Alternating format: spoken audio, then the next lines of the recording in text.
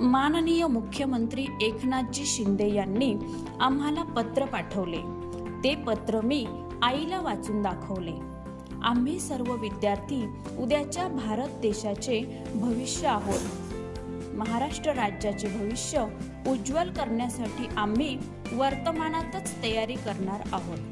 शेतकऱ्यांनी, कष्टकऱ्यांनी आपला देश घडवला आहे, म्हणून मी सुद्धा खूप कष्ट करणार आहे, अभ्यास करणार आहे, माझ्या शाळेचे नाव मोठे करणार आहे. धन्यवाद.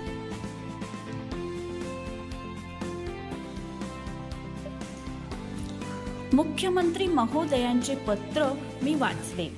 शासन आपल्या दारी या उपक्रमांमुळे आम्हाला आमचे भविष्य घडवण्यास साथ मिळणार आहे. आमचे घर, परिसर, गाव स्वच्छ राहावे असे आम्हाला वाटते. तसेच आमची शाळाही आम्ही स्वच्छ ठेवतो.